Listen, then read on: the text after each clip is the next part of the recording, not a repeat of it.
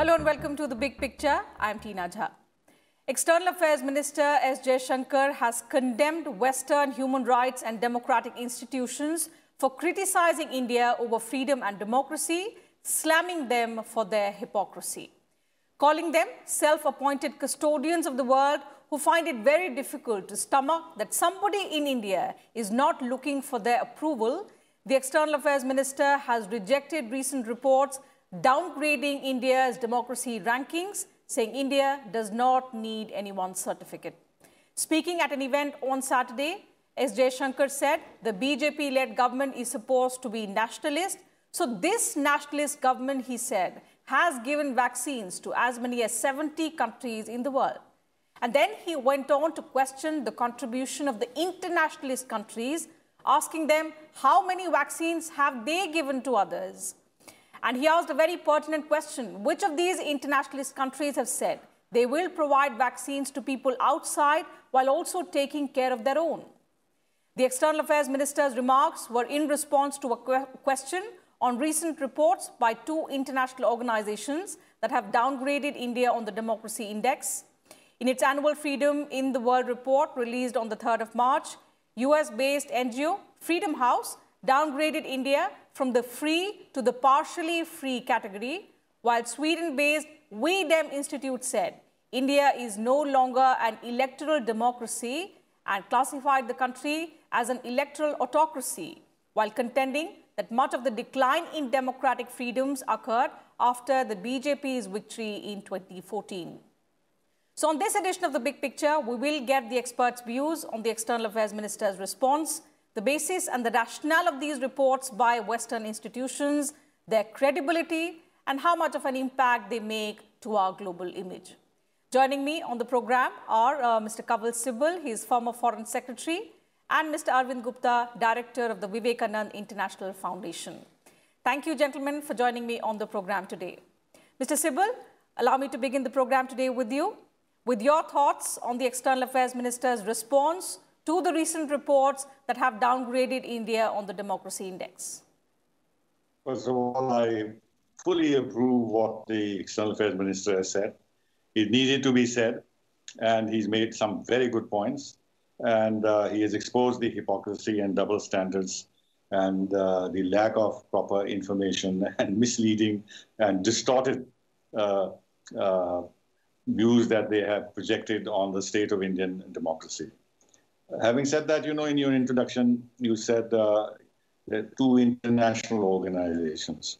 I don't think we should consider them as international organizations. One is an American organization and another is a Swedish organization, number one. Number two, they don't represent the international community in any sense. They have a particular viewpoint, a particular agenda. One is associated with some Swedish university, I think Gothenburg University. And Freedom House, as you know, is 94% financed by the State Department. And in the past, if you look at their history, they have intervened in many, many countries, especially in Ukraine, where they have promoted this color revolution. So their hands are soiled. Their ideological views are known. But what actually surprises me is the lack of homework. Now, if you have an organization which believes it has some kind of an international reputation, and you have numerous people as advisors who advise you, people who finally decide to write have to have some sense of balance, some equilibrium. They should regard they should look at the reality on the ground and just not be taken in by one set of opinions about Indian democracy. Now, I know that, and in fact, it's surprising how all the allegations they have made about the decay of Indian democracy are precisely the ones that the opposition in India is making. So it's not as if this is not known to them. Now, do they believe that in India there's only one view and that's the opposition view? And the BJP is getting elected by the public because the public thinks differently, obviously. The public doesn't buy the narrative of the opposition. And the fact that they have chosen to relay almost word by word and sentiment by sentiment and point by point what the opposition says clearly shows that democracy is at work.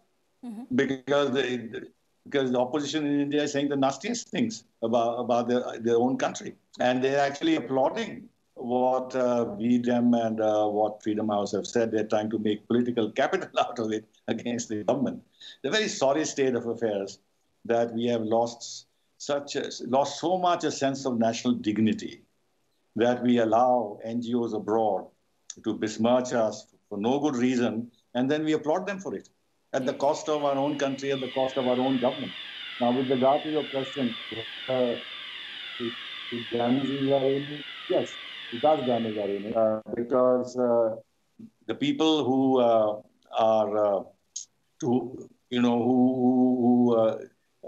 read these assessments that are made or were exposed to these assessments that are made by Freedom House and V-Dem, they don't have any independent means of verification what is happening. And they are ready to believe what these people are writing on the assumption that these are serious people who have knowledge of world affairs, and they can't just be totally lying.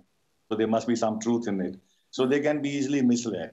And I can tell you, and it's very unfortunate, that amongst a certain class of people in the West, the liberal so-called, who are actually not very liberal anymore, India's image has been very badly damaged, essentially because of the propaganda that comes from within our country by not only by the opposition, of course, the political opposition, but also academics, columnists, NGOs, activists, etc., etc. Yes, and how much of an impact does that make to our global image is something that we'll discuss in the course of the program. But Mr. Gupta, let me bring you in here. Do you also agree with Mr. Sibul, and as the statement has been made by Mr. Jaishankar, that these are self-appointed custodians of the world who today are not able to digest the fact that a democratically elected majority government here is not being dictated by the rules, is not willing to play the game that they want to be played? I entirely agree with the comments made by Ambassador Sibul and, of course, those of the External Affairs Minister. I'm even surprised that we are discussing this, on various channels, and as if some calamity has befallen us. We have to really expose these people. As Ambassador Sibul mentioned, what about the funding of these people? Where is the funding coming from? In fact, if you look at the Freedom House, which has been giving these sermons on democracy since 1941, and they themselves say that since the funding comes from the State Department, it is a necessary evil. So these NGOs, particularly Freedom House, etc., were founded to undo the Soviet Union at one point of time during the Cold War. And now they have tried to find new agendas. And they are, of course, giving these certificates of democracy and or the lack of it, etc., to every country. Most countries actually totally disregard it. But if we have to discuss this, we really should be discussing it. What is their methodology? What is the methodology of V-Dem? If you look at their methodology, of course, they have got very attractive graphs, etc., etc. But one core line that they say is that out of the various indicators, they have about 270, 80 indicators on which they are discussing or ranking democracy. Each indicator, there are about 3 or 4 so-called country experts who are giving their subjective assessment. Now, who are these 3-4 countries? Even the whole country, 1.3 billion, we cannot understand our own country. There's so much of diversity in this. And there are these country experts who one day come and around a table say, that, okay, this has gone up and this has gone down, etc. So I think we should really be exposing them by having a proper debate as to what are their methodologies, what are their agendas, and why are they doing all this? Absolutely.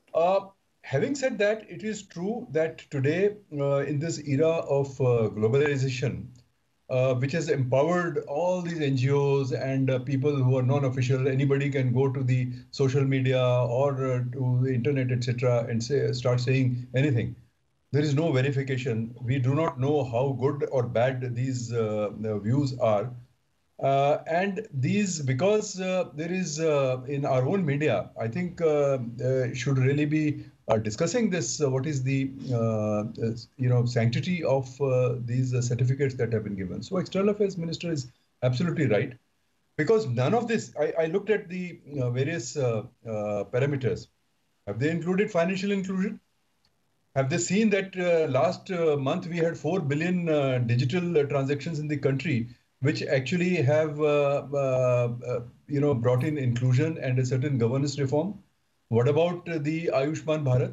What about the tremendous inclusion, the new brand of welfareism that is coming, and now that welfareism is expanding to the whole world, as in the vaccine program. And you have today the Prime Minister is truly wedded to the global, welfare. So I think those things are totally missed out.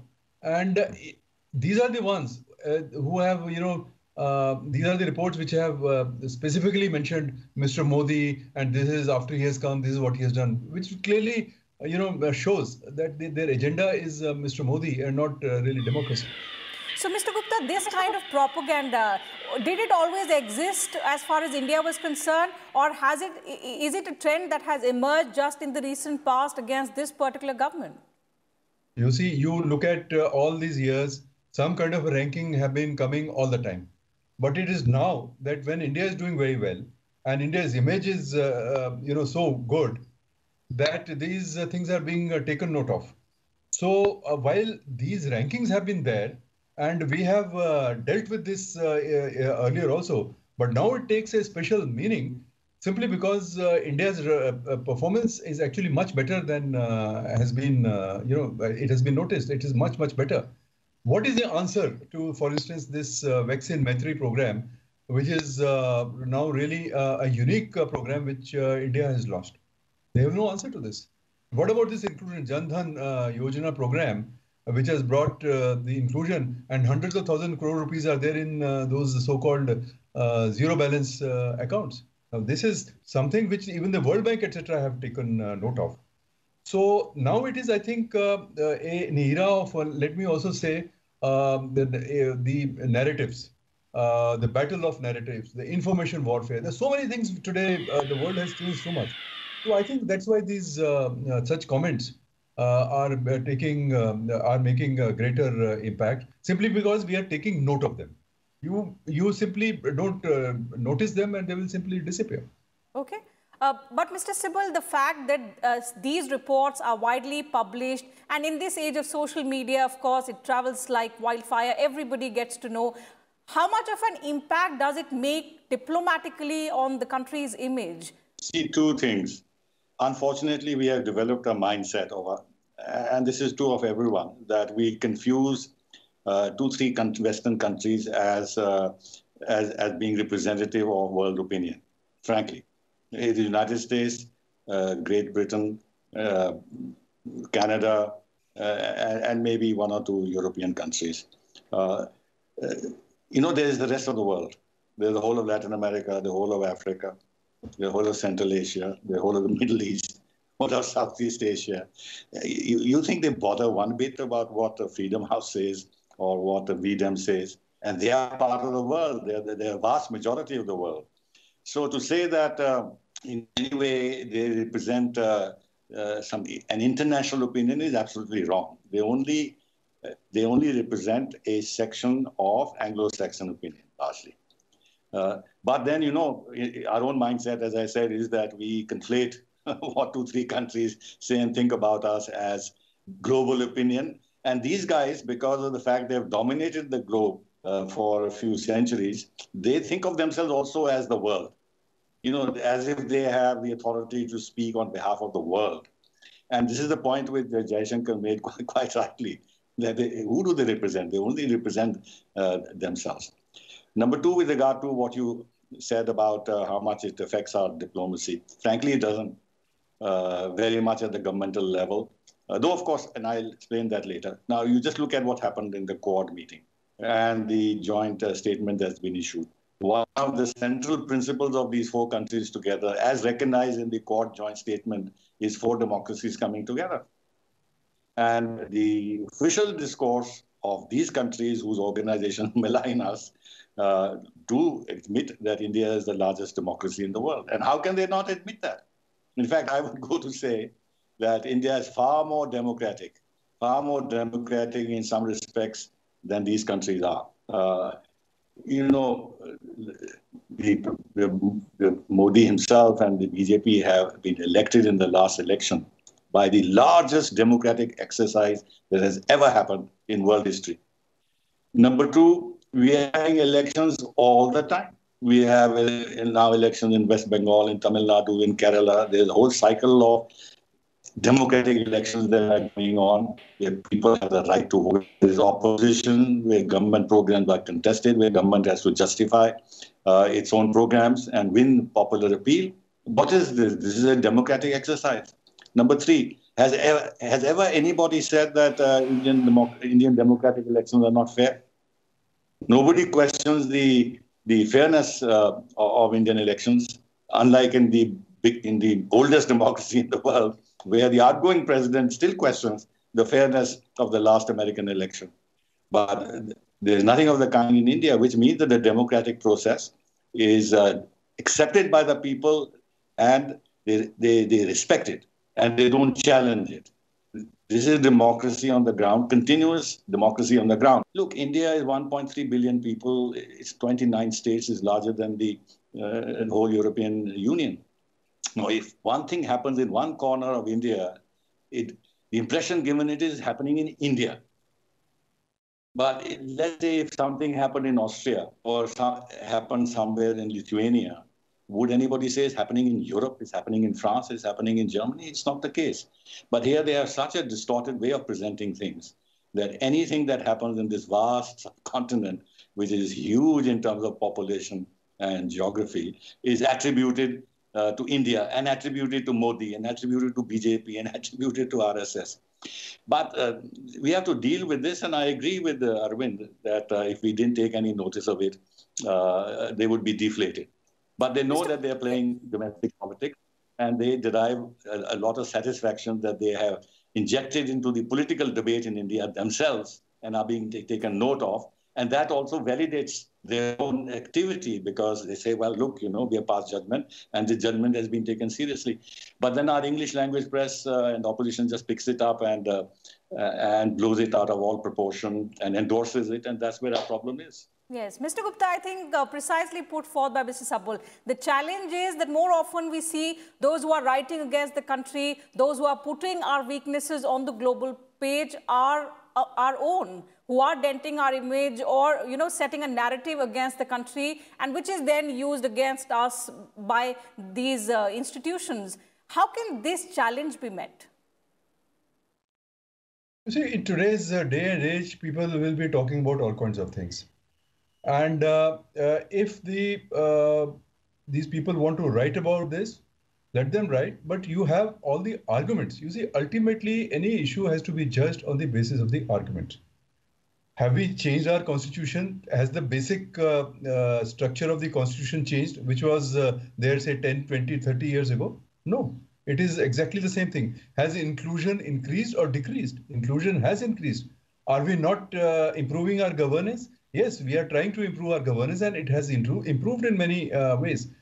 Are we, some developments in the country are obviously dictated by the international developments. What is happening in our region, if there is a proxy war going on against us, if there is a radicalization, if social media is being used, do you think a democratically elected government would not take actions?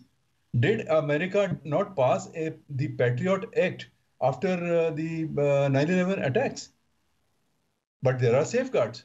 There is judiciary. So I think, and if there are certain weaknesses, they're very much there. There are any number, hundreds of government commissions, reports, etc. They themselves are talking about this is what we should be doing. Police reform, judicial reform, electoral reforms, etc. There is a healthy debate and a lot of it is being done all the time. And the problem is it's not being done within the country. It's always being raised from outside. It is being raised from outside. So let them raise it. I mean, you have made your point. You have, when required, the Ministry of External Affairs would react, and that's the end of it. I think we should really be focusing on what we have to do. There is a lot of things that we have to do. We should be doing it. But I think we also have to make one more point, that India has been traditionally, historically, culturally a very democratic country, a very a tolerant country. That is why so much of diversity lives in this country. So many religions, so many languages, so much regional variation, so much, and all of us are living quite happily. I mean, there could be some, regional distortions, etc., sometimes that take place, but they are also corrected.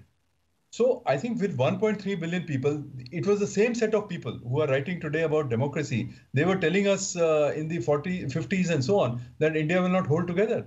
India is not only held together, it is about to become the third largest country in the world.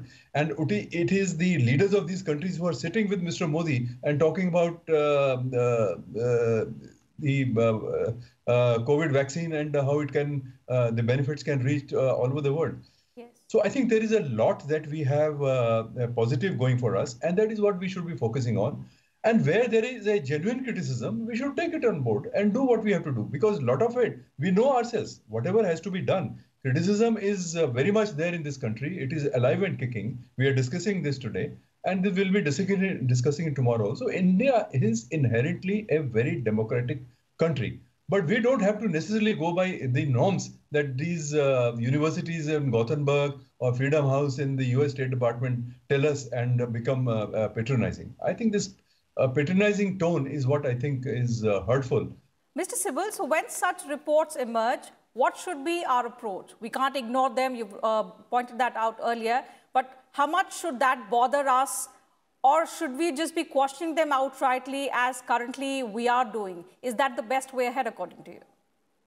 Government can't ignore them for the reasons that I explained to you earlier, which is that our press and our civil society and our opposition parties, they lap up these reports and use that as an instrument against the government, that what they are saying internally in terms of weakening of institutions, where judiciary has become compliant, press is being muzzled, dissent is not being allowed, and activists are being imprisoned and all those things.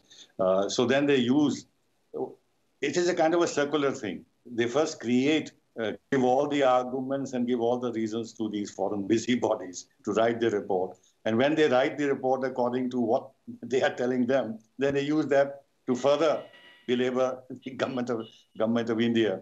So I don't think we can control that because we are a democracy. So the opposition will continue to say what they want to say, except that one hopes as a citizen, not committed to either party, that they would also keep the larger interest of India in mind and don't contribute themselves to developing a very negative narrative of India in the Western world. But I think we'll have to live with this problem. Now, the government, therefore, cannot ignore it because the opposition is playing this up. So at some point, like the External Affairs Minister, he had to respond to a question in Parliament and give his views. He can't escape doing that. And that, of course, then raises the tone because India vigorously opposes. And I'm telling you that Freedom House and V-Dem will not change their mind. And they'll feel satisfied professionally that they have succeeded in goading the government of India to respond, which means that they have struck home. And that will justify more their receiving funds from whichever sources they get. This is a handle, and I'll add to what I said. This is a handle which lobbies in these 2, 3, 4 countries are using since a long time on various issues to put India on the defensive, and gives them the ability to interfere in India's domestic politics and generate pressure on India, and therefore put us on the back foot and weaken us in a sense. This game will go on, and behind this, of course, now there are elements of our diaspora abroad.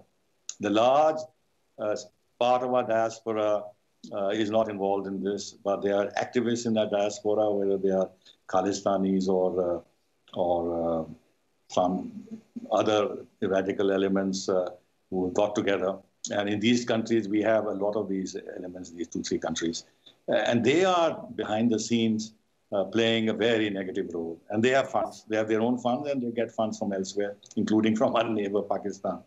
And they also are very active in promoting this kind of a narrative against India, especially intolerance directed at the Muslims. You can see where that's that is the coming. irony, because these countries that are raising fingers at India are not in fact setting their own house in order, but meddling in India's affairs. The time and again India has to remind them not to do. So I'm running out of time. Thank you to both my guests for joining me on the program, sharing their thoughts with us on this subject. Pleasure having you on the program. So that's it from us on this edition of The Big Picture. Thank you for your time.